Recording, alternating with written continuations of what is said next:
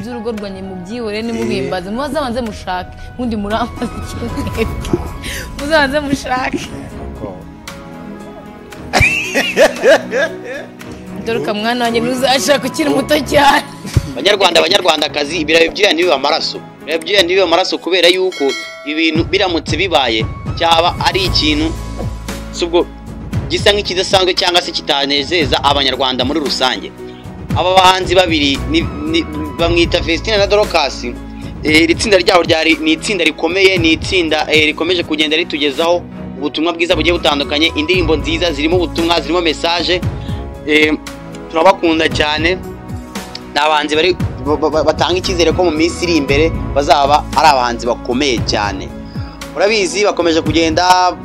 bubaka izina mu Rwanda aho already ryamaze kubakwa ariko no hanze y'u Rwanda nabanza amaze kumenyekana ngo bari muri tour muri za Canada n'ahandi hagiye atandukanye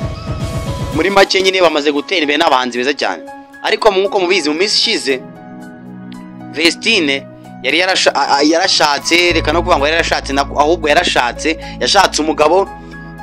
wo bita Idris Jalik wo mu gihugu cya Burkina Faso ariko muri aka kanya akomeje kugenda aca amarenga yuko ashobora kuba agiye gutandukana n'uwo mugabo we Idris Jalik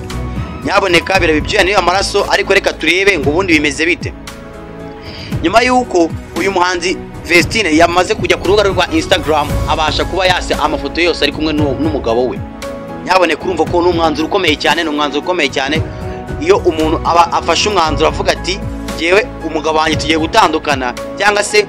agafata amafoto yose akayasiba kandi nyamara iyo ni status aba afite mu buzima iyo ni titre aba afite ariko ukabona afasha amafoto ye yose arayasibye iyo ni sinyi bikomeye cyane yaje kuba yavuga ngo uyu munsi ubuzima bayeho ntabwo ari bwo buzima yahoze yifuza ntabwo ari bwo buzima yashakaga ubwo yabaga yafataga umwanzuro wo gushaka umugabo we ntabwo ari bwo buzima yashakaga ariko ngo bakanye ubuzima ari kugenda abonamo rwose uri kumutungura cyane ari kuvuga ngo azi ko yafashe icyemezo kiri mu buzima bwe nyaboneka urumva yamaze no gufata decision yuko ngo yafashe icyemezo kibi mu buzima bwe ari kuvuga ko rwose ibingibi atari byarakwiriye reka dukomeze tugende tureba tumenye ngo ubundi byagenze bite kubera icyo ari kuvuga ibi ubundi ari kuvuga yuko ngo Imana yemera ibintu bimwe na bimwe kubaho kugira ngo umuntu nyine abashe kuba yakiga amasomo cyangwa se abashe kuba yagira indi experience afata avuze ko yize byinshi kandi ari kuvuga ko ngo nta muntu uzongera kumubeshya ngo arimbure ubuzima bwe sinzi biragaragara yuko cyangwa ari kugaragaza yuko ashobora kuba yarabeshywe kugira ngo abashe kuba yabana n'uyu mugabo we ashobora kuba wenda yarabeshywe cyangwa se ari nk'umuntu wamugiriye inama simbizi ariko urumva ko niyo marenga ari guca ari kuvuga ngo umugabo ukurikira yahisemo kubana nawe noneho ngo azabanza arebe neza amenye umuryango we umeze ute amenye byimbitse nyine amenye amakuru ye yose ahagije kuko biragaragara ko uyu nguyu bashobora kuba barabanye nyaboneka atamufasha amakuru ahagije cyane nk'akantu kari kuza ngo ndashaka umudiaspora akaba yarambonye wenda agahita avuga ati ahise afata umwanzuro wo kubana nawe ariko ari kuvuga ngo noneho umugabo ukurikira bazabana nawe cyangwa se azabasha kuba yahitamo azabanza mwige neza amumenye birambuye kugira ngo atazongera guhubuka ubundi Ishimwe Vestine yasezeranye n'umugabo we tariki 5 Nyakanga 2025 ariko mu gihe tariki 22 Kamena 2025 yari yakorewe ibirori byo gusezera ubukumi abenshi bazi nka Bright Show ubundi yakoze ibi birori mu gihe wa 15 Mutarama 2025 uburyo bwatunguye benshi yasezeranye imbere y'amategeko na Idris Jalik umugabo we umuhango wabereye mu murenge wa Kinyinya mu karere ka Gasabo bivuze ko ubu butumwa butambutse nyuma y'iminsi 136 bashingiwe yaboneka ibintu sinzi kuntu turabyakira inkuru sinzi ukuntu muri buyakire nk'abakunzi ba Vestine muri rusange kuko birumvikana ko nyine twese usanga abahanzi bacu tubifuriza ibyiza sinzi rero ukuntu turi bubyakire ariko ni ibintu bibabaje yaboneka niyo mpamvu nkomeje kuvuga ngo birabyuya ntibiba amaraso kubera ko ibintu byaba ari inkuru y'incamugongo urabona ko akomeje kugenda yicuza ubuzima ari kubamo aka kanya atari bwo yahoze yifuza, kuko nk'umuntu wese kameme umuntu ugiye gushaka wari umuntu muzabana igihe kinini, wari umuntu mugiye gukorana urugendo runini rw'ubuzima, ariko amagambo yuzuye agahinda, yuzuye kwicuza kwinshi, yuzuye nyine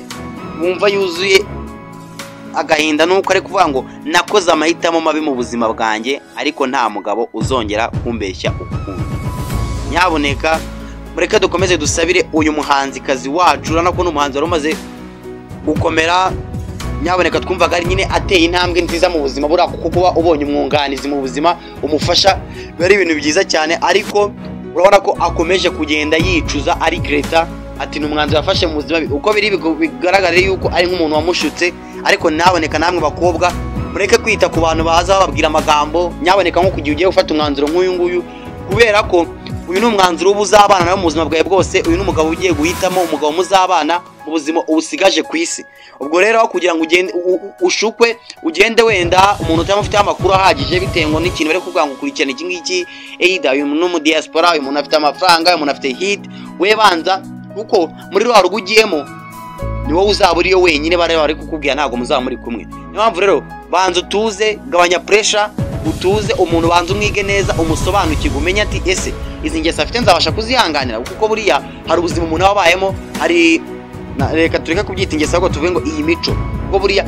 hari umuntu imico aba afite itahinduka uko wabigenza uko kukoza. Rero banza umenye ati se iyi mico uyu muntu afite nzabasha kuyihanganira mbane nayo ubuzima bwose nsigaje. Ubirebe neza, ubyiteho neza, kuko nibwo bizabasha kuba byagufasha kuba wishimye, kugira ngo bikurinde kwicuza, kuko buriya kwicuza Nyaboneka ni ikintu kibi. Nta muntu umwe nayifuriza ko gihe yakicuza, kuko buriya bajya bavuga ngo iyo menya yari ijambo ariko yaje itinze. Rero mureke dukomeze dusebire uyu muhanzikazi wacu, aya marenga ari guca cyangwa se zisinye tugenda tubona bibi byuye niyo amaraso, kuko byaba ari ikintu kibabaje cyane kuba watandukana n'umuntu nta n'umwaka ushize. Ibyo ni bibabaje cyane, ni bibabaje. Birumvikana ko nyuma nta n'umwaka ushize nyine urumva ko nta n'umwana mubyaranye n'igihe gito cyane. Reka rero dukomeze kumusengera kandi tumubwire ngo yihangane, nabona bikomeje kugorana cyangwa se byanze ubwo azafata umwanzuro nawe yatekerejeho, kugira ariko buriya atazafata umwanzuro wenda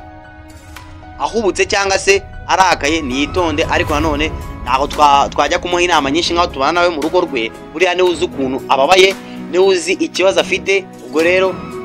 niwe uzi n'umwanzuro azafata, ariko twebwe iyo icyo twifuza nk'abahanzi be cyangwa se sorry ntago ari abahanzi be cyangwa abafana be, ubwo twavuga tuti turamwifuriza ibyiza. Umwanzuro wose rero azafata azagerageza kuba yafata umwanzuro uzamunezeza, kugira ngo abashe kuba na kariyeri yayikomeza neza, kandi n'ubuzima bwe muri rusange bukomeze bugende neza. Murakoze.